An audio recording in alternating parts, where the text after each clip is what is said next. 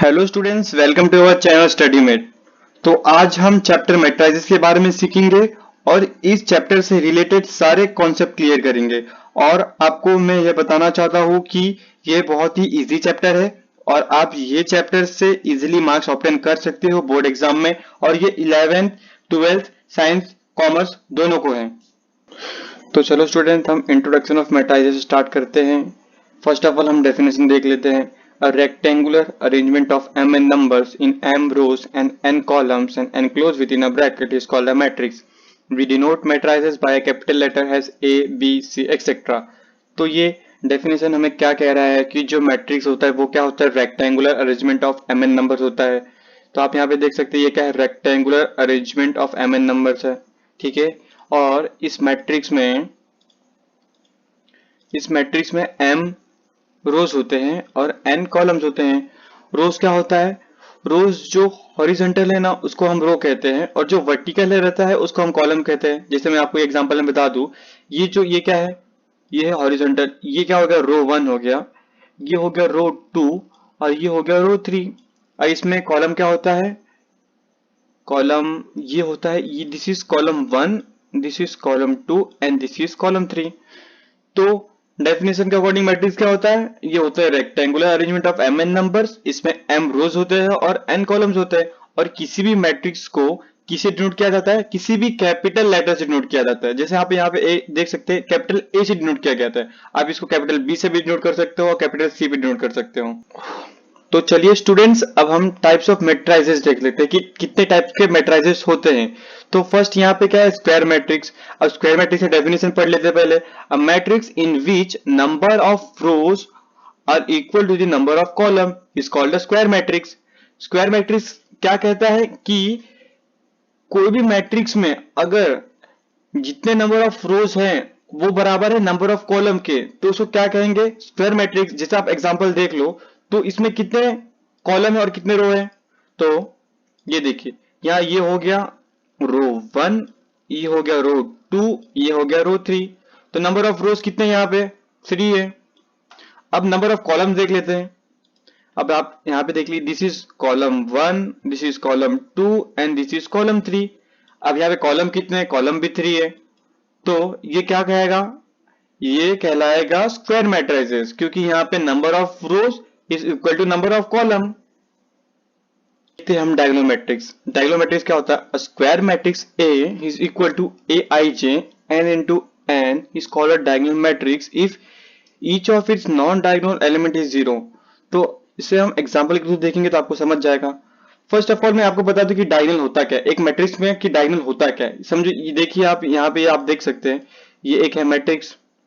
अब इसमें डायगोनल क्या होता है, इसका डायगोनल होता है ये, this is diagonal of a matrix, this is known as diagonal of a matrix.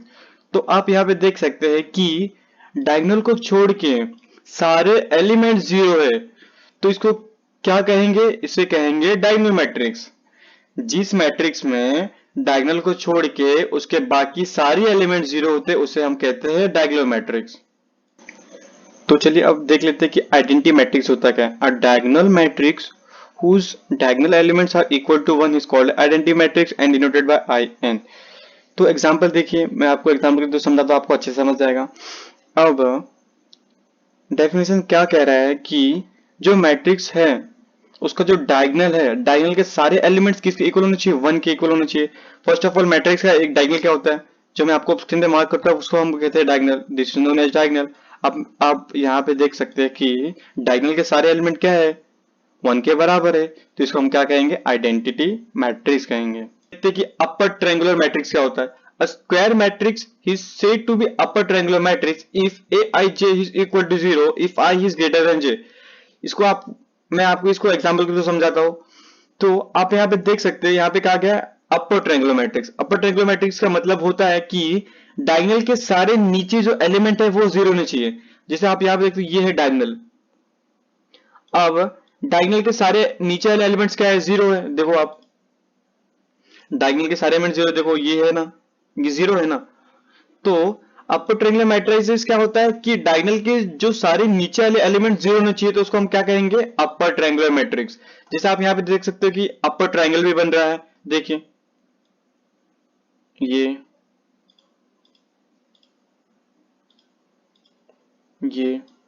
देखिए यहां से ये आया, और ये देखिए ये बन गया ना अपर ट्रायंगुलर मैट्रिक्स। ये देखो अब ट्रायंगल के शेप में बन रहा है ये, देखिए आप अपर ट्रायंगुलर मैट्रिक्स बन रहा है। Same has it is lower triangular matrix होता है। यहाँ पे डायगोनल के नीचे वाले एलिमेंट जीरो होते थे, तो लोअर ट्रायंगुलर मैट्रिक्स में क्या होगा, डायगोनल के ऊपर वाले सारे एलिमेंट जीरो होंगे, जैसे आप देख सकते हो यहाँ पे।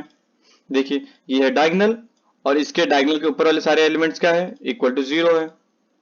ये हो गया लोअर ट्रायंगुलर मैट्रिक्स हो गया। समझ गया आपको लोअर ट्रायंगुलर मैट्रिक्स और अपर ट्रायंगुलर मैट्रिक्स क्या होता है।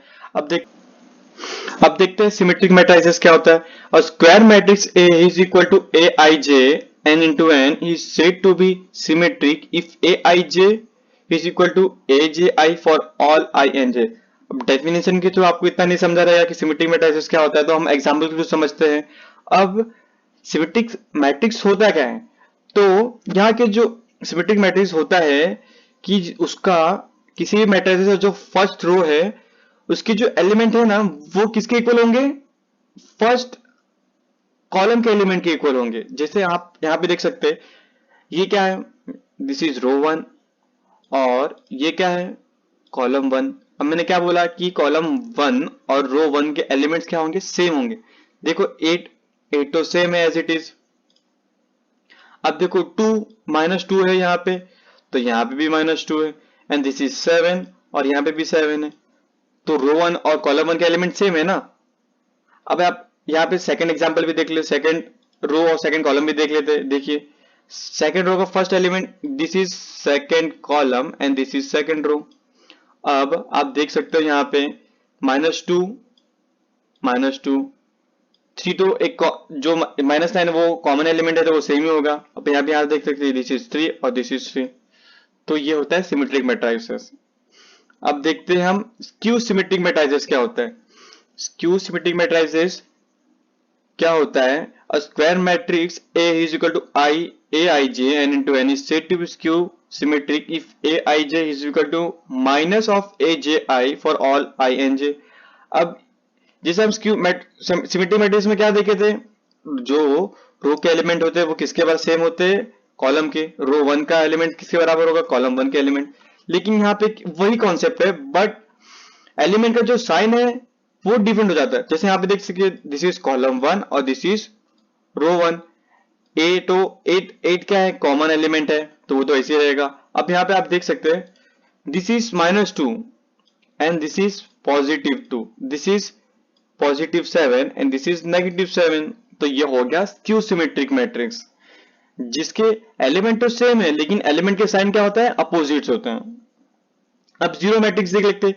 जीरो मैट्रिक्स तो इजी है, a matrix whose all elements are zero is called a zero matrix। मतलब मैट्रिक्स के सारे एलिमेंट जीरो होंगे तो उसको बोलेंगे हम जीरो मैट्रिक्स। आप देख सकते हैं सारे एलिमेंट जीरो है। अब देखते हैं रो वेक्टर क्या होता है।